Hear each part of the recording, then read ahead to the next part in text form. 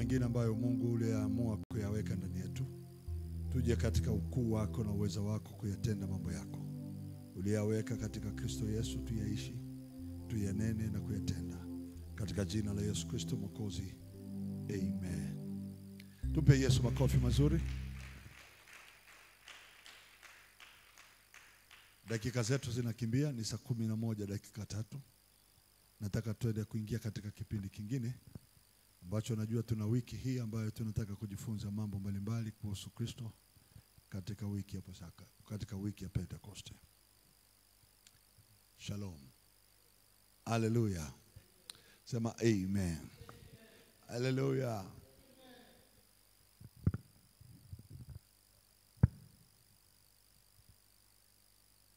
Yeah. Mambo ni mazuri. Bwana ni mwema na fadhili zake ni za milele. Hallelujah. Tuna amani Sema amen amen. Hii ni wiki ya Pentecoste kwa kalenda ya Kiyahudi. Tunakwenda kuzungumza kwa Wayahudi wakati wa Musa. Wiki hii wanamsubiri Musa ashuke kutoka katika mlima wa Sinai. Baada ya kukaa katika mlima ule kipindi cha muda mrefu, ni kama sasa Musa anamaliza siku karibia 30 na au 40. Yuko mwanamume amekaa kule mlimani. Yaani zile siku 30 za kukaa kwake anaenda kuzimalizia baada ya kutoka katika nchi ya Misri, kuvuka bahari. The moment wanavuka bahari, walikuwa sio watu wa Misri tena. Israeli walikuwa sio mali ya Farao. Wakiwa bado katika nchi ya Misri, hawajavuka bahari, Israeli bado alikuwa chini ya asilia ya Misri. Lakini walipotoka katika nchi ya Misri, wakafika bahari ya Shamu, wakavuka au wakapita katika bahari, wakaingia ng'ambo ya pili. Tarehe na nyakati walizovuka bahari, Israeli waliingia kwenye third dimension, katika level ya 3 ya kwenda kiroho. Kuondoka Misri, kusafishwa ufahamu, kuondolewa akili kwamba wao ni masikini. Amen. Kwamba wao ni watumwa. The moment wamekula Pasaka, wakala mkate usio na chachu. Amen. Usiku ule ule Mungu alipita juu ya nyumba za Wamisri. Ndani ya mioyo ya Wayuda, Waisraeli, Mungu alipanda mbegu ndani yao ya ukombozi, ya msamaha. Walipokuwa wameamka asubuhi, walijitambua wao sio watumwa tena. Haleluya. Wakajitambua wao sio masikini. Akili za kitumwa zilikoma usiku ule wa Pasaka. Na sisi kama kanisa, Mkristo anapomkubali Yesu kuwa ni Mwokozi, na ya kwamba alikufa, Yesu alikufa, na ya kwamba Yesu alizikwa, amen, kuwa sadaka ya ukombozi wa dhambi zetu, akili zinatengenezwa, zinaumbwa upya. Ndio maana utakumbuka wakati Pilato anazungumza kwenye kiti cha hukumu, je, nimtendeje Yesu wa Nazareti, mfalme wa Wayahudi? Wayahudi walipaza sauti wakisema asulubiwe. Pilato yeye akasema hapana, sihitaji damu ya mtu huyu iwe juu yangu. Akachukua maji akanawa, akasafisha mikono yake. Waisraeli wakajua shida tulionayo sisi, maji haiwezi kutuondoa. ya kutakaswa, maana dhambi haiondoki na maji. Wao wakamwambia Pilato, tunataka damu ya mtu huyu. Wakasema, hiyo damu ije juu yetu. Kwenye eneo la sisi kusumbukia, la kutokufahamu, la kutokuelewa, ile damu itakase maisha ya mtu ambaye anahitaji kumwona Mungu. Amen. Kwa hiyo tamko lao lilijenga hisia yenye kuwapeleka mahali pengine. Wao na waandishi tunapowasoma kana kwamba Waisraeli walikosea. Lakini kosa lipi walilokosea? Silioni, kwa sababu kufa kwa Yesu ni ukombozi wa yule anayetaka ukombozi. Sema amen. Kufa kwa Yesu sio ukombozi kwa yule asiyetaka. Damu ya Yesu ikija kwako, kwa kuikubali ije kwako, ni kutaka kufunguliwa wewe, ni kukombolewa wewe. Tunaenda sawa? Hebu sema, damu ya Yesu ije juu yangu. Tendo la kuja damu ya Yesu ni mishipa ya ufahamu, akili, uwezo wa kufikiri, kupanga na kufungua, na mambo yako unayotaka kuyatenda yaende sawa sawa na Mungu. Lengo Mungu apitie fikra, mawazo ulionayo kwa sababu ya ukombozi, aweze kukufanyia wewe unachotamani kukifikia. Israeli wakafanya hivyo Misri. Wakatoka, nilisoma jana, hawakutoka mikono mitupu, walitoka na mali. Amen. Na Mkristo lazima akubali, yani hiyo ni by force, kwamba Mungu hakukomboi uwe maskini. Mungu hakukomboi uishi chini ya viwango. Haleluya. Mungu hawezi kuleta wokovu kwako alafu wewe ukubali mateso na shida na umasikini kama sehemu. No. Anaandika mzee Yohana, naomba tusome Yohana katika nyaraka zake. Mzee Yohana anaandika katika nyaraka zake. Haleluya.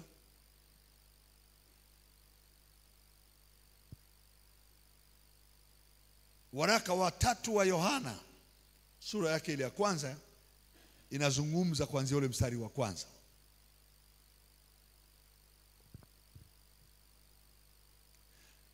Mzee kwa Gayo mpenzi, mzee Yohana anamwandikia rafiki yake, mzee mwenzake, nimpendaye katika kweli, yaani katika Kristo. Amen. Mpenzi, naomba ufanikiwe katika mambo yote. Hilo ndo lango la Mungu, anaanza nalo. Ufanikiwe katika mambo yote. Sema amen, amen. Anamjibu tena, anamwambia mara ya pili, nakuwa na afya yako. Haleluya. Yani haya mawili yanaenda, anasema ufanikiwe katika mambo yote na kuwa na afya yako, kama vile roho yako ifanikiwavyo. Kuishi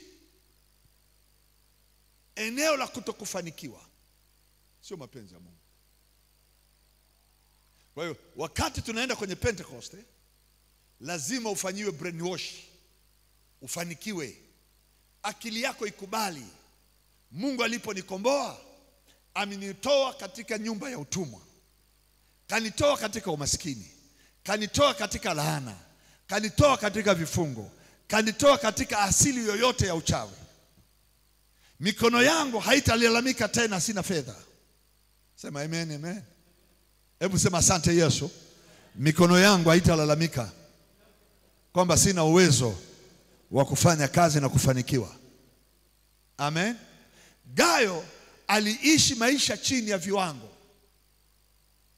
akijua mapito magumu ni sehemu ya maisha, akijua kutokuwa na mali ni sehemu ya maisha yake,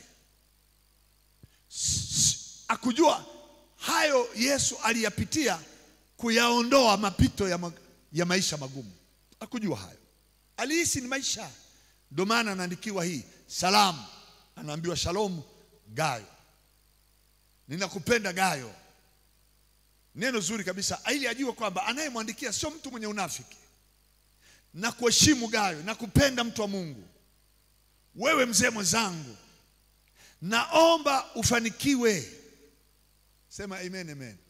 Naomba ufanikiwe na kuwa na afya yako, na kuwa na afya yako kama roho yako inavyofanikiwa. Na mimi najua kwamba tunaenda kwenye eneo linaitwa la siku ya 50, siku ambapo Israeli utumwa uliishia kwenye maji. Haleluya! Utumwa uliishia kwenye maji. Haleluya! Hebu sema amen. Hebu sema utumwa uliishia kwenye maji. Wakati wametoka Misri, wameingia baharini, ni another dimension, ni ulimwengu mwingine. Ndani ya bahari ni ulimwengu mwingine. Haleluya! Ni nchi nyingine. Walipita humo ndani,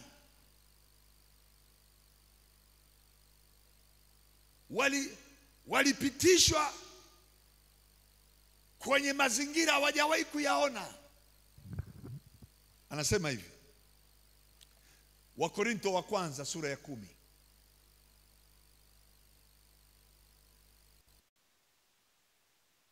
Wakorintho wa kwanza sura ya 10 mstari wa kwanza.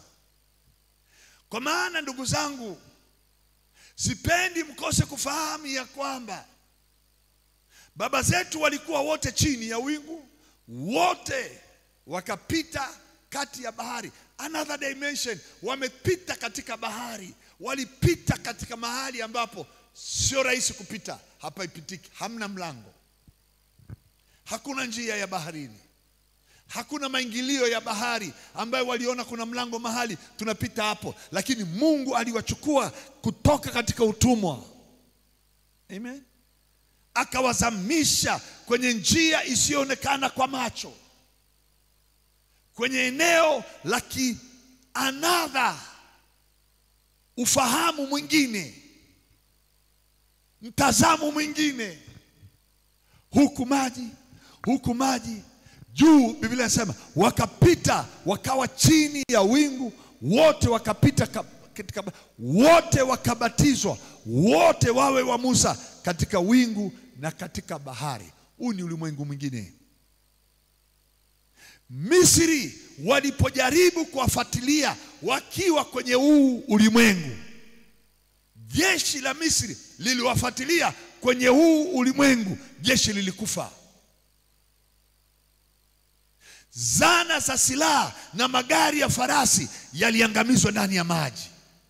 Huu ni ulimwengu mwingine. Sema amen, amen. Sema kwa sauti amen. Haya ni maeneo ya uongozi wa Roho aliyewachukua kuwapeleka ili waende mahali watiwe mafuta na Mungu. Eneo la Pentecost ni eneo la kutiwa mafuta.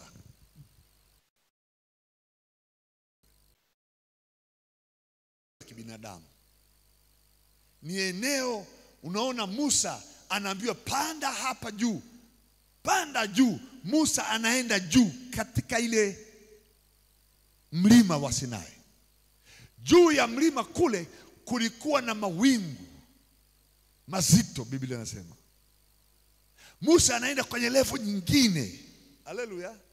Anaenda juu sana kwenye kilele, mahali ambapo wengine hawakuruhusiwa kufika hapo.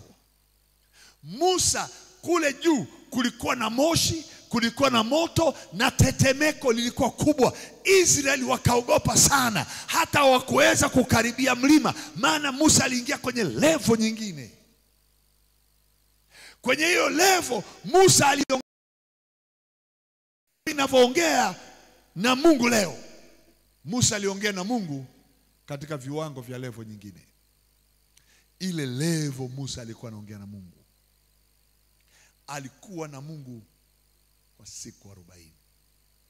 Haleluya. Siku 40. Zile siku 40 Musa hakuwa kama binadamu wa kawaida. Alichukuliwa na Mungu katika siku 40 akiwa anayaona na anayasikia yale Mungu anayoyaumba. Sio amri 10 peke yake. Musa hakuja na amri 10 peke yake. Haleluya. Musa alikuja na kitabu cha Mwanzo, Genesis, Bereshit. Alitoka kule anajua Mungu aliumba mbingu na nchi kwa neno. Musa alibeba huyo na roho huyo huko mwanzo, mahali ambapo hakuna malaika alikuwepo, hakuna kitu kilikuwepo. Akasikia sauti ikisema iwe nuru, akasikia. Musa, hapo mwanzo Mungu aliumba mbingu na nchi, nayo nchi ilikuwa ukiwa na giza na utupu ulikuwa juu ya uso wa nchi, nayo nchi ilikuwa utupu, hamna kitu. Musa huko katika mlima wa Sinai anaandika. Siku ya kwanza, siku ya pili, siku ya tatu, siku ya 4, siku ya 5, siku ya 6 mwanadamu akatokea, siku ya 7 Mungu akapumzika. Musa yuko huko. Musa hakuiandika haya mambo akiwa na Waisraeli jangwani, hapana. Aliandika alikiwa kwenye dimension nyingine, kwenye hilo eneo, haleluya, ambalo Roho Mtakatifu anataka kila anayeamini apelekwe kwenye hilo wingu, aingizwe kwenye huo uwepo, atembezwe katika ile mwanzo, amuone Yesu aliyekuwa hapo mwanzo ndiye neno, naye neno alikuwa kwa Mungu, naye neno alikuwa Mungu. Tuingie humo tujue yule mwanzo ni nani. Na hatuwezi kufika pale ikiwa Misri bado inatufuatilia nyuma. Hatuwezi kufika hapo. Hatuwezi kufika pale kwenye kiwango bado dhambi zipo na sisi, haiwezekani. Lazima tuondolewe kwenye hatia, tuondolewe kwenye kosa, tuondolewe kwenye dhambi ya baba, tuondolewe kwenye dhambi ya mama, tuondolewe kwenye makosa na kila aina ya vifungo vilivyokuwepo ndani yetu. Twende kwenye viwango vingine. Hatuwezi fika Pentecoste tukiwa hoi. Haleluya. Hatuwezi kufika Pentecoste bado mashambulizi yapo. Hatuwezi kuingia kwenye Pentecoste bado vifungo vya mizimu vinatufuatilia. Lazima tuende kwenye bahari, wafe hawa maadui. Sema amen, amen. Lazima jeshi la Farao life. Lazima silaha na mpanda mshika silaha afe. Hiyo level naitamani. Wafe hawa wanatufuatilia, wasisimame na wewe. Wakikuangalia, wakuona ukiingia kwenye level nyingine, wakikufuata kwenye hiyo level, wasitoke wao, waangamizwe wote, waharibiwe wote, ili tukitoka hakuna mbeba silaha atanifuata tena. Amen. Twende kwenye level hiyo. Sema na mimi amen. Sema lazima nifike kwenye level nyingine. Sema lazima nifike kwenye level nyingine. Lakini level ya kwanza, Waisraeli wasema damu yake na watoto wetu. Sio level ya kawaida. Mhubiri wa kawaida ataona Waisraeli wanaongea kitu cha ajabu, wanamkataa Yesu, wanataka damu yake, wanamuua yeye asiye na hatia. Yesu ni Pasaka. Yesu amekuja kwa ukombozi. Hawataweza kujua kitabu cha Yohana 3:16 kama tuko chini ya level hiyo. Lazima ujue alimtuma, aliupenda ulimwengu akamtoa mwanae wa pekee ili kila muaminie. Hiyo level kumtoa ni kifo. Haleluya. Ni Pasaka. Sema amen, amen. Hakumleta awe anaenda kuchoma ubani. Hapana, alimleta aende kwenye level ya ukombozi. Aingie. Niliongea wakati wa Pasaka hapa. Amen. Nilisema aliposema Yesu, Roho wa Bwana Mungu yu juu yangu, amenitia mafuta. Sio level ya kawaida. Anazungumzia eneo ambalo hata Mafarisayo walijua hiyo sio level yao. Kumuingiza Yesu katika eneo la watu walio maskini, apite kwenye umaskini wao, au bebe umaskini wao, alafu aondoe umaskini ndani ya Mkristo, alafu aingize utajiri ndani ya Mkristo. Sio level ya kibinadamu, ni level Yesu alitiwa mafuta, eneo ambalo mimi na wewe hatuwezi ingia kwenye umaskini wa mtu mwingine. Aliingia yeye kwenye kalenda na majira na tarehe na siku na mwaka na mwezi, ili akomboe tarehe, aikomboe siku, asiingize mtu tena kwenye tarehe ya mateso na laana. Tusiwe na orodha ya mwaka jana nilipitia shida. No. Alipita hiyo level Yesu ya hayo maeneo. Sema amen, amen. Ili mimi nifike kwenye eneo la Pentecoste. Haleluya. Nifike kwenye eneo la mahali ya jubilei. Nitoke na kelele za nyimbo kwamba Mungu amemtendea mteule wake mambo makuu. Watu wakiniona wasikie kelele za nyimbo na furaha, ili tunda la Roho lionekane, Pentecoste ionekane. Sema amen, amen. Piga makelele, sema amen. Level ya mtu aliyeamini Pasaka, level la mtu aliyeingia kwenye maji ya bahari, mzaliwa wa kwanza. Amen. Level ya kwanza, mtu anaingia kula Pasaka, damu ya Yesu, kumfanyia brainwash, kumtakasa, kumsafisha, kumweka huru kwenye hisia, kwenye akili, kwenye ufahamu. Hata ukiyaona magonjwa unayapuza, unayadharau. Ukiangalia umaskini unasema sio ya kwangu, sina asili hiyo. Unapuuza umaskini, unapuuza, unaona hakuna laana, hakuna kuniloga nisifanikiwe, hakuna wakunizuia nisifike mbali, hakuna wakunitesa. Piga kelele, sema amen. Nilisema neno moja katika kitabu cha Kutoka. Soma kitabu Kutoka 8. Kutoka 8. Haleluya. Sema amen. Sura ya 8.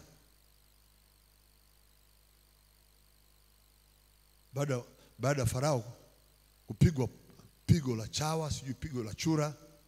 Kuna mapigo Farao alipigwa. Kuna mapigo ya chura, kuna mapigo ya nzi na chawa. Unajua hayo mapigo ndio yalikuwa mapigo ya Waisraeli. Unanielewa? Kila Mwisraeli ukimkuta kila mahali kabla ya Pasaka, vipi? Yaani mkono una mahali unakuna kitu, chawa zimejaa. Walikuwa wanatengeneza chawa za kichawi zinazoambatana na kumuumiza Mwisraeli asiishi katika hali ya ufalme. Mwisraeli kila siku anasikia ndani ya nyumba, kona ya nyumba, chura. Vyura wamejaa kwenye nyumba za Wakristo maisha yao yote. Wewe unafikiri vyura ni kitu cha kawaida? Ni chura tu, ni chura tu. No. Walikuwa wanakuja kwa mazingira ya kichawi. Wakati Musa ameletwa na Mungu Misri, aanze kuifanya Misri kile walichokipanda kwa Waisraeli kianze kutokea kwao, na wao waanze kuona mabaya yale yale walioyapanda. Haya mambo ndiyo yalipotokea mpaka Farao akasalimu amri. Sikiliza. Sura ya 8. Inzi zimekuwa nyingi. Mnajua inzi? Hutakuta inzi kwenye nyumba ya tajiri. Chawa, kunguni, viroboto. Yaani wewe ukifika kwenye nyumba ya mtu tajiri, unaanza kufikiria nitaanzaje pale kwenye geti jinsi ya kuingia. Maana wewe kwanza, wewe mwenyewe unajihisi unanuka. Nitavuaje viatu? Karibu ndani. Mimi nitabaki nje, tunamshukuru Bwana asifiwe. Niko tu hapa, nimesema nikusalimie. Karibu tuingie. Kumbe unajua ukitoa kiatu, alafu unajifanya mwema sana. Mimi nilisema tu nisalimie, njoo unywe chai. Kiatu soksi kule mbele inasalimia ya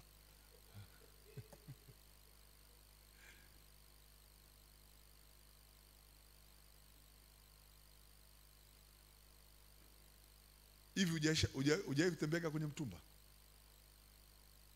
ukaona nguo kwenye mtumba, ukaona viatu, ukaona socks, ukaona mpaka underwear, ukaona mpaka shumizi, ukaona mpaka sketi, ukaona sijui nini, mpaka unajiuliza hawa jamaa walitupa kwa nini?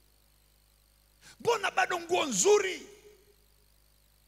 Lakini mtu anakuambia mzee, nipunguzie umati koti ya mtumba. Unamwambia haipungui, 20,000 mzee. Sasa yani mtu mwingine ametupa, wewe unaenda kuinunua. Hebu mfikiria huyu aliyetupa yuko kiwango gani? Si ndio Mfikiria tu huyu aliyetupa yuko kwenye level ipi? Wewe ukiangalia ile socks bado unaiona nzima, safi, nzuri.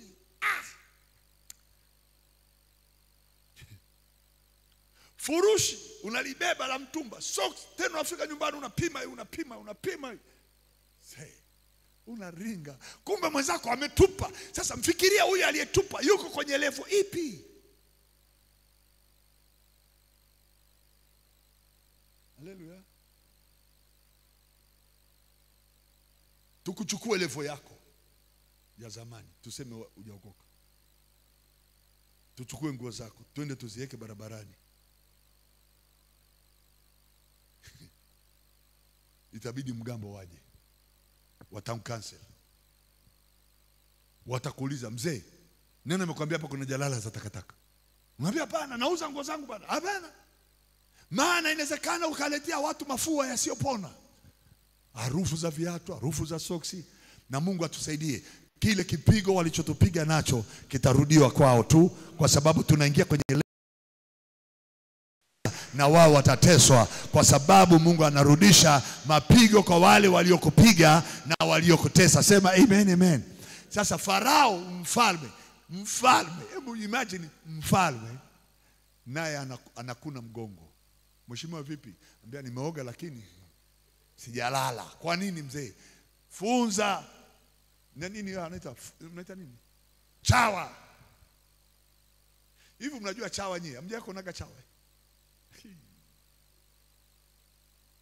Ziko chawa zinajipanga kwenye maeneo huku ya nguo, huku kwenye kona. Waswahili Swahili sio umetoka wapi? Eti koti la mzee alikosi nini? Yaani kweli baba yangu awe na chawa kwenye koti? Nakataa kwa jina la Yesu. Baba yangu, kwa nini tusitumie mithali koti la mzee alikosi pesa? Wao wanasema koti la mzee alikosi chawa. Ina maana wote tuna chawa. Ina maana tuna maisha ya umaskini mpaka tuwe na chawa. Ndio mithali kweli hiyo? Nakataa hiyo mithali kwa jina la Yesu. Koti la baba lazima lina hela. Sema amen, amen. Piga kelele, sema sikosi pesa kwenye koti la baba. Wao wanatutolea mfano mbaya, eti baba koti lake lina chawa. Shindo kwa jina la Yesu. Au Waswahili waling'atwa na chawa mpaka wakasema koti la mzee lina chawa. Oh la la. Hebu msikie Farao naye anasalimika, lakini anataka kutumia ujanja, na sisi tunakataa ujanja wake. Amen. Anajifanya anasarenda. Chawa zimemng'ata, inzi zimemsumbua mpaka kwenye chakula, kunguni na viroboto. Sasa anamuita Musa na Harun. Mstari wa 25. Farao akawaita Musa na Haruni akawaambia, enendeni mkamtolee Mungu wenu dhabihu ndani ya nchi hii. Ndani ya nchi hii haiwezekani. Musa anamwambia haitakaa itokee tufanye biashara ya kazi ya Mungu ndani ya nchi yako. Tutatoka. Sema amen, amen. Sema amen, amen. Sema amen, amen. Sikiliza sasa Musa anavyojaribu, Farao anavyojaribu. Farao anamwambia Musa hivi, nataka niende kwenye mstari mwingine. Haleluya. Bwana Yesu asifiwe. Nataka niangalie mstari ambao Farao anaongea.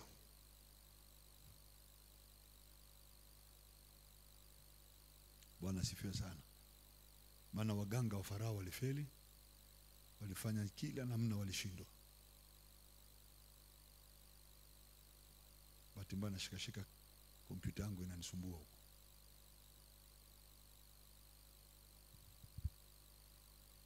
Vyura, unafikiri mchezo wa vyura? Vyura ni mabaya. Hakuna kiume nakichukia kama chura. Hakuna mdudu namchukia kama chura. Watoto tulipokuwa wadogo, wanaambiwa, wewe tutakuwekea chura. Ili usikojoe kitandani. Mimi niliposikia hivyo, sikukojoa kitandani tena, niache.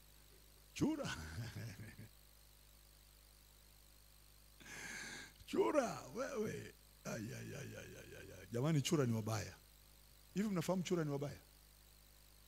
Farao akamwambia Musa hivi, mwenende mkamtolee Mungu sadaka na dhabihu katika jangwani, lakini msiende mbali. Lile lakini lilitokea wapi? Kwa nini useme lakini msiende mbali? Lakini msiende mbali. Kwa nini msiende mbali? Mnasikia hiyo Kwa nini msiende mbali? Msiende.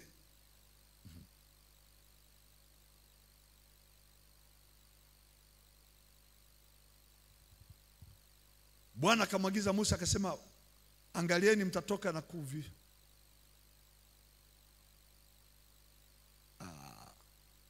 So hapo. Bwana Yesu asifiwe. Niache hiyo ya Musa. Walikuwa Farao anataka Israeli wasiende mbali. Lakini dimension ya Mungu ya kumpeleka Mwisraeli mbali ilianza wakati Israeli ametambua hapa sio kwetu. Amen. Hapa sio sehemu yangu ya kuishi.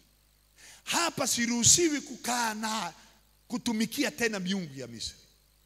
Ilipofika hapo ndipo Mungu alipoenda kwenye dimension ya pili, kumfikisha katika bahari ili azaliwe mara ya pili.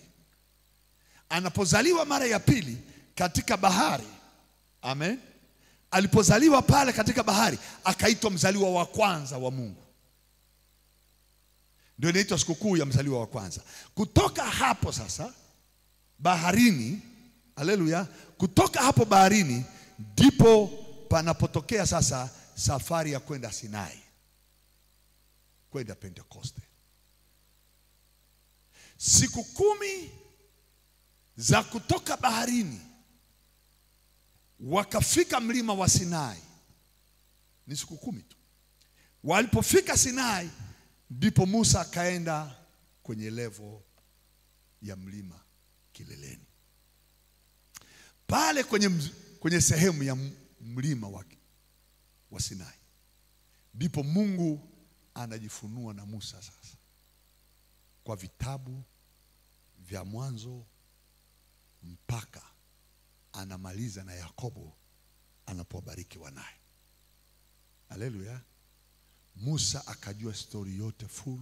Musa akajua habari zote.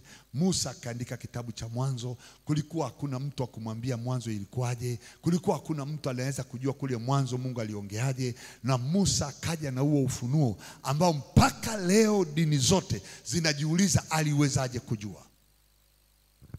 Haleluya. Nishawahi kusema hapa, nikasema Wayahudi walifika mahali pa kumwamini Musa kwa viwango vya kutokumuona hakuna mtu mwingine mwenye mwili anaweza fikia kiwango cha Musa. Hata na mimi nikimfikiria sana Musa naweza nikachoka kuelewa aliwezaje. Siwezi kummaliza. Lakini akaja Yesu, amen, akamtaja mtu ambaye hakutenda muujiza wowote, hakuponya mgonjwa yoyote. Alikuja na wito huu, tubuni mkabatizwe. Hilo tu. Mkamwamini yule anayekuja nyuma yangu. Huyu Yesu akasema katika waliozaliwa na mwanamke hakuna aliye mkubwa kama Yohana. mbatizaji. Amna. Wote waliozaliwa na mwanamke hawafiki kama Yohana alivyo. Hakuna aliye mkuu kama yeye. Yaani chukua Musa, chukua Abrahamu, chukua nani, hakuna wa viwango vya Yohana. Na unampima Yohana ana nini, ana kiwango kipi mpaka tusikie yeye ni bora kuliko manabii wote waliozaliwa na mwanamke. Sijajua kama wahubiri wamegunduaga huyu bwana alikuwaje. Biblia inasema tu baba yake alikuwa anaitwa Zakaria. Amen. Mama yake alikuwa anaitwa Elizabeth. Bwana asifiwe. Baba yake alikuwa kuhani. Tena alikuwa mbishi, alikuwa haamini kwamba anaweza kupata mtoto akiwa mzee. Baba yake akiwa kule hekaluni patakatifu anaambiwa utazama utapata mtoto mwanaume. Anasema itawezekanaje, mimi ni mzee na mke wangu mkongwe. Malaika akamwambia, mimi ni malaika Gabriel ninayesimama mbele ya kiti cha enzi, ninayesimama mbele za Mungu wa mbingu na nchi. Wewe unanibishia, nimetumwa kukwambia na hutaki kuelewa. Akamwambia, nitakuelewaje bwana hata kama ni malaika? Zakaria sijajua alikuwa na umri gani. Sijui kama alifika umri wa mzee Abraham, sijui. Maana aligoma hata yeye kuzaa. Abraham yeye alikuwa anataka kuzaa. Lakini Zakaria aligoma, akasema mambo imegoma, utaniambia nitazaa wapi? Umri, mama mkongwe. Alipima uwezo wake wa kuona kupata mtoto, akasema yezekani. Malaika akasema, sasa ili swala siwezi kulichukulia kirahisi, nitalishughulikia kisheria. Nitalishughulikia kisheria ya kiroho ili usije kalipinga kusudi la Mungu likatokea, pamoja na kwamba una mafuta ya kikuhani, maana makuhani nao ni wabishi, kuna vitu vingine hawavielewagi, na wakikosa kuvielewa basi wanavipinga hadharani, nitakufanya bubu. Pup, jamaa kapigwa zipu. Zakaria kuhani anatoka mahali patakatifu, haongei, mdomo umefungwa, ulimi hautoi maneno. Wakaanza kusema, vipi mzee? Akasema hakuna kitu, nilikutana tu na huyu jamaa huku. Wakajua alitokewa na malaika, lakini hawezi kutuambia ni nini. Labda aliandika nimetokewa na malaika. Mke akazaa. Anazaa, anaambiwa tupe jina. Anataka kuandika, mdomo unafunguka, anasema Yohana Mbatizaji. Kaongea, kafungua mdomo, mtoto mwanaume Yohana.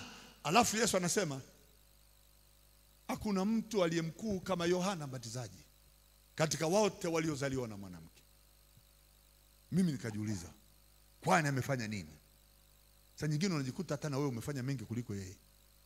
Kitu alichonacho Yohana nilichokipenda ni uwezo wa kuhubiri message moja kwa muda mrefu. Amen. Na jukwaa lake na mahubiri yake yalikuwa jangwani. Hicho namsifu. Aliwavuta watu kutoka mjini akawafanya waje wamsikilize jangwani. Biblia inasema wakaja Mafarisayo, wakaja waandishi, wakaja viongozi wa serikali, wakaja watoza ushuru, wakaja wenye dhambi, akawabatiza. Jamaa ase ile nayo anointing ukipata ya Yohana ni ajabu. Siku hizi tunataka anointing kushuhudia mtu ametembea, lakini kuna anointing inaweza kaongea ikavuta maelfu ya watu. Hiyo ya Yohana sijajua alipataje, lakini nahisi iko hivi. Haleluya. Sema amen, amen. Walipotaka kumuuliza Yesu kuhusu Yohana, akawaambia basi mpate kujua, mlisikia Elia yuaja, nami nataka niwaambie huyu ndio Elia mlimngojea atakaye kuja. Elia mwenyewe aliondoka na mkwara ambaye hakuna aliyekuja duniani aliyewahi kuondoka hivyo. Hata Musa hajawahi kuondoka hivyo. Jamaa lilikataa kuishi maisha ya kufa kwenda katika kaburi. Hiyo anointing malia nikiipata mtakoma watu. Jamaa alipata revelation ya kunyakuliwa. Elia mwanaume hana ufunuo wa kaburi, anao ufunuo wa kunyakuliwa. Akamwambia mjakazi wake, mimi mwenzako naondoka. Unaondoka baba, ukiondoka tafadhali unipe sehemu ya roho yako mara mbili. Akasema haina shida, ukiona naondoka na paa utapata. Kwani mzee unaondokaje? Kama utaniona navyoondoka ndio utajua naondokaje. Kwa hiyo mazishi yako, mimi siendi kwenye mazishi, mimi naondoka. Jamaa anakataa kifo na mbingu ikakubali huyu jamaa asife. Likatumwa gari la mfarasi na mpanda farasi wanaendesha gari la moto. Ngoma hiyo. Lakini Mungu akasema huyu jamaa amekataa kufa, nitamrudisha. Akarudi kwa roho ya Yohana Mbatizaji. Tubuni. Kumbe jamaa amebeba roho ya Elia. Tubuni. Kazaliwa. Kumbe huyu jamaa alizaliwa mara nyingine. Alienda na mwili, aliporudi akaingia tena kwenye tumbo la mama, akazaliwa, akaitwa Yohana. Hii elimu bado sijaelewa. Lakini kwa kupitia hapo Yesu akasema huyu jamaa huyu ni mkubwa kuliko wengine. Kwa nini? Yesu akamuita huyu ni nabii, huyu ni nabii. Anaitwa is a prophet of the most high. Sio kama mimi na wewe tunaitwa nabii wa Kisongo, wa Moshi, wa Arusha, wapi. Hiyo ngome imekataa. Yeye anaitwa nabii wa yeye aliye juu. Maana yake anamtamka Mungu kwa kuwa ni Mungu, lakini akimwona hapo. Amen. Na watajieni yule ajaye mliyemngojea. Kumbe amepewa assignment mbinguni, nenda Jordan, nenda batiza. Kuna watu atakuja kubatiza. Hao wanaobatizwa sio tatizo, lakini atakuja yule aliyeumba mbingu na nchi, atakuwa amevaa mwili. Huyo atakayekuja nawe unatakiwa kumbatiza. Akibatizwa huyo, kazi yako itaisha duniani, utaondoka. Siku anamuona Yesu akasema, tazameni yule niliyowaambia habari zake, mwana kondoo wa Mungu achukuaye dhambi za ulimwengu. Sasa mimi nimekuja, nilitaka unibatize wewe Yesu. Yesu akamwambia, kubali hivi sasa. Yohana alitaka kubatizwa na Yesu. Namuona huyo Yohana hakuelewa mimi na kipawa cha kumbatiza Yesu. Haleluya. Sema amen, amen. Yesu akasema huyu jamaa amezaliwa sio mtu wa kawaida. Amen. Akampeleka Yesu ndani ya maji. Yesu akaingia ndani ya maji. Haleluya. Mbingu zikafunguka. Roho akatoka juu mbinguni, akakaa juu yake Yesu. Sauti ikasema, huyu ni mwanangu mpendwa wangu ninayependezwa naye. Majibu yakatokea yaliyongojewa na vizazi vyote. Yesu akachukuliwa akaenda jangwani na Roho ili kujaribiwa na Ibilisi siku 40. Haleluya. Siku 40. Ye Musa anaenda kukutana na Mungu, atuandikia kitabu cha Mwanzo. Mungu yeye ameuvaa mwili anaenda kuwafanya hao watu watafute chakula tena wapate matatizo, kwa sababu mtu hataishi kwa mkate, ataishi kwa kila neno. Shetani akanyang'anywa mamlaka ya chakula kwa mwanadamu asizuie mipango ya mtu kuishi. Akanyang'anywa vipawa vya kuzuia baraka za watu. Hana kitu tena cha kukuzuia usikose mapato, hana huo uwezo tena. Akanyang'anywa nafasi tena ya pili Ibilisi. Akamjaribu Yesu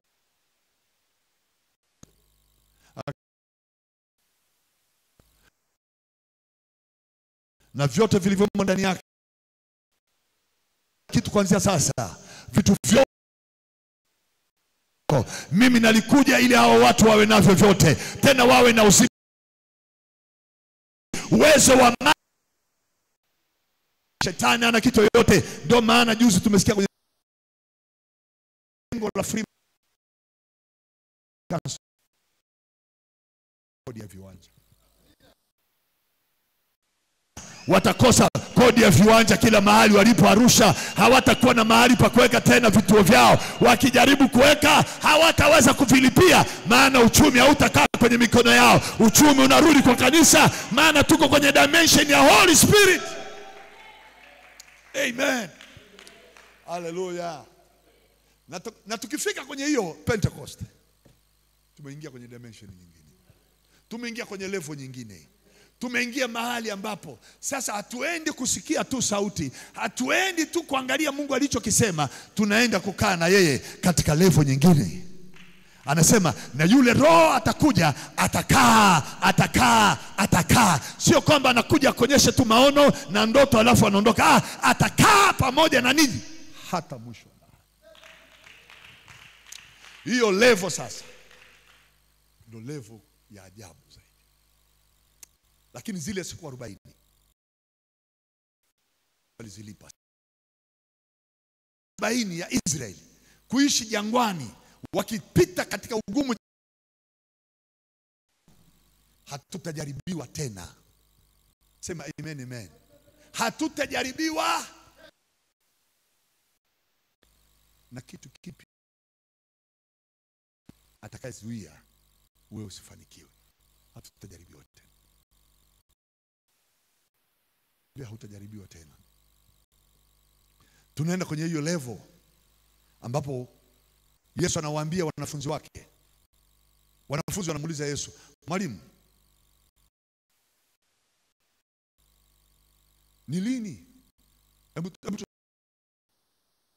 some hiyo mstari wa 6. Nione hilo neno. Limekaa vizuri sana hilo neno. Matendo ya Mitume 1.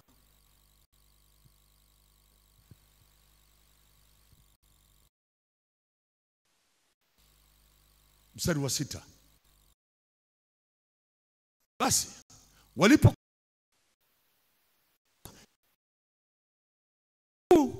ndipo utakaporudisha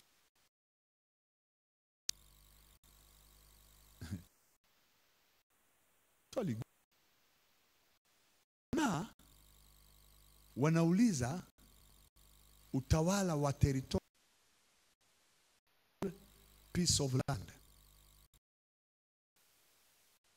na sasa tunataka tujue wewe unaondoka, je, unawapa Israeli? Yesu akawaangalia, nafikiri anawaonaje,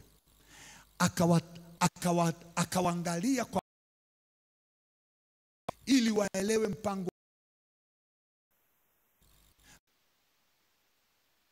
kujua Baba aliyoweka katika mamlaka yake mwenyewe. Anazungumzia miaka 1000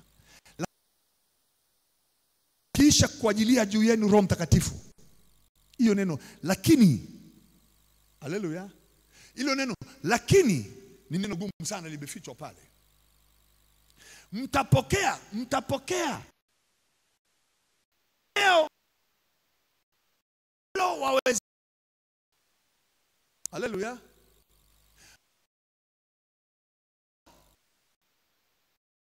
kadogo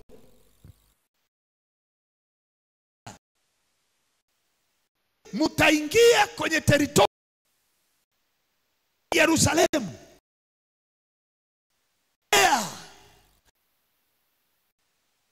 hata mwisho wa dunia. Pata picha ya Mungu. Holy Spirit anapokuja juu yako hakupi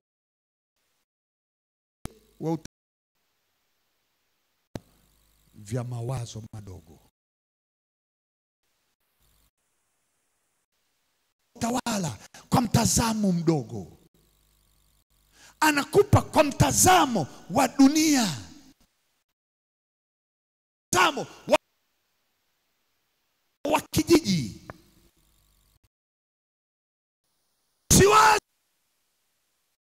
Waza dunia, waza mipaka ya nchi mbalimbali.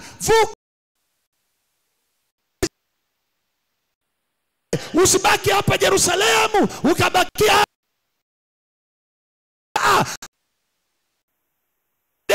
nenda Samaria, mwisho wa nchi. Kitakachowapeleka huko, kuna nguvu itakayowakalia juu yenu, ambayo mtaipokea siku ya Pentekoste. Mtaipokea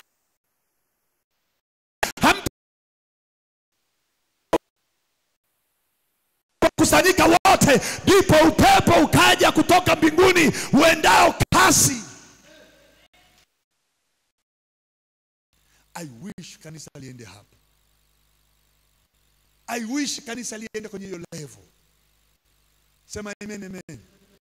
Wakiwa kwenye chumba cha juu gorofani, Biblia inasema uvumao uendao kasi ukaijaza nyumba yote. Nyumba yote mle walimo kwamo.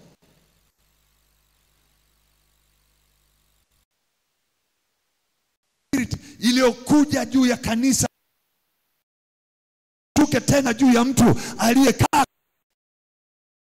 kuona mipaka. Hakuna itakayomzuia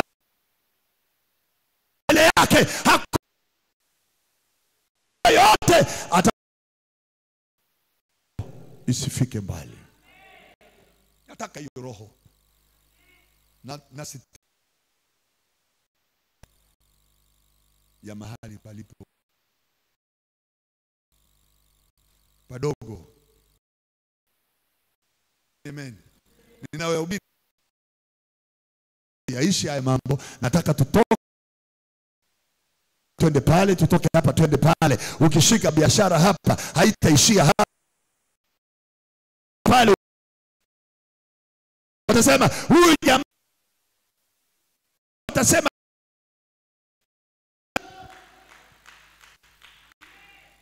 unajua mimi nilipoona ile gari la ndugu yangu Kampala airport Entebbe, ndugu yangu sikuelewa hii dunia ikoje. Mungu anakuangalia katika upana, na mimi kwenye malengo akupe kipawa, akupe nguvu, akupe hii level naitaka hii kwa nguvu. Hii level hii. Haleluya. Sema amen, amen. Ikiwa twende tutoke katika mazoea. Tutoke kwenye mazoea, tutoke kwenye maeneo ya mila. Twende tena. Twende zaidi.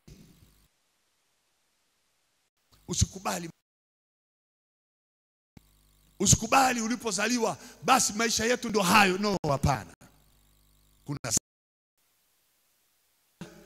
Kuna mahali pengine zaidi. Twende hapo zaidi. Tukanyage hapo zaidi.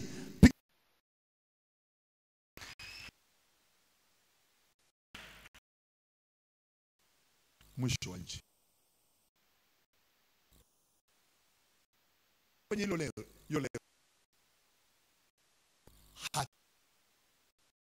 Hivi unafikiri wanafunzi walikuwa wanafikiria wana uwezo wa kutoka kweli? Akili za hapana. Mimi hata passport kukanyaga mpaka wa Namanga. Nataka nikwambie hivi, tunaenda mbali. Kama sasa hivi nyumba ya Abrahamu ilivyo, sasa hivi tumeshatoka, tumefika mbali. Sema amen, amen. Kwa taarifa yako tumeshafika mipaka mbalimbali ya dunia. Na wakati mwingine kanisa litafanya makongamano katika nchi mbalimbali. Nyumba ya Abrahamu utasikia linafanya kongamano Sierra Leone. Tunafanya kongamano katika nchi ya Misri. Tunafanya kongamano Yerusalemu. Tunafanya kongamano Australia. Tunaweza. Alafu wanatoka wanaume hapa, wanatoka wamama hapa, wamebeba pasipoti zao, wanapanda mapipa. Haleluya. Jamani, mwaka jana mjaona watu wanatoka nje ya nchi wakaja hapa? Na mimi nataka niseme huu utakuwa mwaka mwingine tena tutaona watu wanakuja kutoka nchi mbalimbali, lakini hatutakuwa tukingojea waje, na sisi tutatoka, tutakwenda. Kuna bwana mmoja anasema sasa tumeamua kufungua kanisa la nyumba ya Abrahamu Italy. Kwa hiyo tunatakiwa twende Italy, tukamwekee mikono pale Italy. Sasa tukiamua kuanza kongamano la mikutano yetu Italy, tutakuwa pale Sicily, tutakuwa pale Roma, tutakuwa pale sijui wapi. Na mimi sijui utapenda wapi. Lakini naona kuna nguvu inayokuja juu ya mtu Pentekoste hii. Kuna nguvu inaenda kutolewa, mtapokea.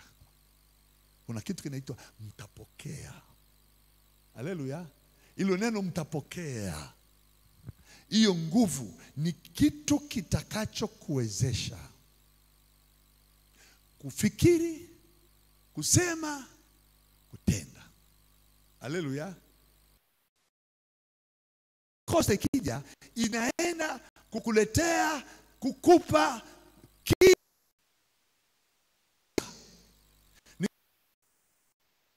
yake. Kwa akili za kimwili haiwezekani, lakini yule Roho atakaye kuja juu yako atakupa nguvu. Haleluya. Jamani, hiyo nguvu, haleluya, naisubiri siku ya Pentekoste kesho kutwa.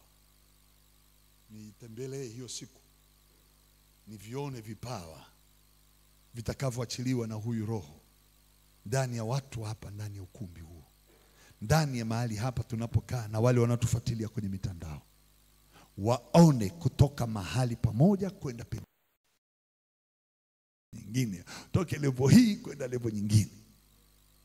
Kuna wakati nishawahi kuhubiri, Israeli walikaa Ramesses muda mrefu, mpaka siku Mungu alipowaondoa Ramesses akawapeleka mpaka katika mahali panaitwa mnara wa maombi, au kwa lugha nyingine wanasema Pirahirothi.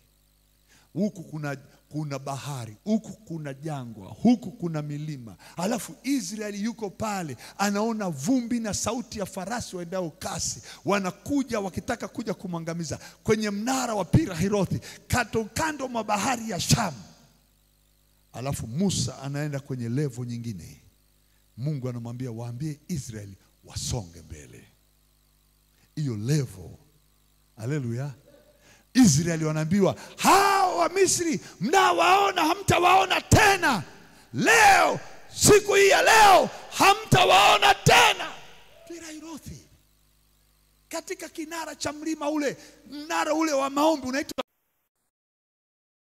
ya. Wakati huo Musa alienda juu ya huo mlima, akaambiwa na Mungu waambie wasonge mbele. Na mimi nataka tusibaki hapo mahali, twende kwenye level nyingine. Hiyo level tunaliona jangwa, alafu tunalizarau jangwa. Tunaona mlima, alafu tunauzarau mlima. Anaosema Yesu, utawaambia mlima huu ng'oke, na ule mlima utasikia na yani tunaenda kwenye level mahali ambapo upepo na bahari na mawimbi yanakusikia, yanakutii, yanasema huyu anayeongea ni mtu ambaye ameenda kwenye viwango ambavyo hakuwezi mtu yoyote kukataa au kutokutii. Tunaenda kwenye hiyo level. Hiyo level, anasema Yesu anasema ni kutoka Yerusalemu kwenda Uyahudi, ambao kwa lugha nyingine Judea, amen, au Juda. Alafu unatoka hapo unaenda Samaria, amen. Unatoka hapo unafika mpaka mwisho. Bwana asifiwe. Mwisho kuna mahali hatujafika, tufike mahali, twende bado. Sema amen, amen. Tufike mahali, haleluya, tufike viwango vikubwa vya juu, vya hali ya juu. Anasema vile hata ilipotimia siku ya Pentekoste, that day ifike. Anasema hata ilipotimia siku ya Pentekoste. Natamani hiyo siku. Unajua, wengine tunaisoma kama historia. Mimi sitamani iwe historia kwangu. Tunaenda sawa?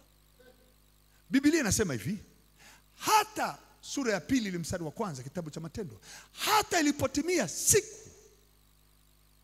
Naomba Mungu ailete kalenda hapa. Tunaenda sawa? Ailete kalenda kwangu. Hata ilipotimia siku ya Pentekoste, siku ya siku 50. Siku 50. Siku ya maachilio. Siku ambayo hakuna atakaye kushika tena katika ulimwengu akakufanya mali yake. Sema amen, amen. Siku ambayo aliyezaliwa kwa roho anakuwa roho. Siku ambayo aliyekuwa kama upepo atakuwa kama upepo. Aliyekuwa kama mawingu atakaa kama mawingu. Yani unafika mahali Anasema Yesu, kilichozaliwa kwa roho ni roho, na kilichozaliwa kwa mwili ni mwili. Anasema ni kama vile upepo uvumao, unakotoka hakuna anayejua na unakokwenda hakuna anayejua. Nifike hiyo level. Sema amen, amen. Nifike viwango. Ukitaka kuyatafuta kalenda ya katika lugha za Kiarabu hunipati, lugha za Kiindia hunipati, lugha za Kichina hunipati, lugha za Kiafrika hunipati, lugha za Kizungu hunipati, lugha za Kiswahili hunipati. Niko kwenye lugha za kiroho, katika eneo ambalo Roho wa Mungu ananipeleka, ananiingiza kwenye level ambapo Ezekieli aliambiwa, vuta tena ufito huu wa maji, ingia ndani. Akafika mahali maji hawezi kutembea. Anasema ni maji ya kuzama. Nataka hiyo level. Sema amen. Sema amen. Maandiko yanasema kukatokea ndimi zilizogawanyikana, kama ndimi za moto uliowakalia kila mmoja wao. Lugha nyepesi sana. Zikawatokea ndimi zilizogawanyikana. Mungu anagawa vipawa. Mungu anagawa nguvu. Anaachilia nguvu katikati ya watu. Wewe uliobeba tofauti na mimi niliobeba, vipawa vile unavyotembea navyo vitakuwa ni unique. Kama yule mwingine akikuangalia, anamwangalia huyu anasema, nilishawahi kuona zamani kwenye maono. Namaliza. Amen. Kuna nyakati nilishawahi kupata maono, nikachukuliwa katika roho, nikaingizwa katika mbingu kabisa, mbinguni kabisa, mbingu kabisa. Maono yale yanasema hivi, na Bwana akanitokea kwenye hiyo maono, akanionyesha waliokuwa wametutangulia katika mbele za Bwana. Amen. Na wale waliokuwa wametokea mbele yangu, mmoja alikuwa ni Adamu. Ananipa introduction, huyu ni Adamu. Sura, mng'ao, utukufu ni kama mawe ya thamani, jiwe lenye kutoa rangi, na unaliangalia unashindwa kuelewa limeingizwaje rangi humu ndani. Likapakwa rangi hili jiwe, likang'aa kwa mng'ao wa utukufu huu. Sio kama vile unaniangalia leo nimevaa suti ya blue, alafu unasema hiyo gharama yake naijua ni shilingi 100,000. Haiko hivyo. Iko kwenye thamani ya hali ya juu isiyoweza kukadiriwa. Unaweza kukaa unamshangaa mtu mmoja, unakaa unamwangalia kwa miaka 2000 utukufu wake. Hapo hujakaa ukamwangalia mtu mwingine. Lakini moyo wangu ukasita, mbona huyu ni Adamu? Kama ni Adamu, mbona alitenda dhambi? Ndio, lakini nilisamehe. Kuna watu tunafikiri watakuwa wametenda dhambi, lakini watakuwa wamempokea Yesu na watakuwa wamesamehewa na kusafishwa, alafu watavalishwa utukufu, watavalishwa vazi, watavalishwa nguvu ya Mungu itakayowatengeneza. Ukimwangalia mbinguni, sio tanzanite, sio safaya, sio jiwe hili. Yani ana utukufu bora kuliko vitu vingine. Sema amen, amen. Piga kelele, sema amen.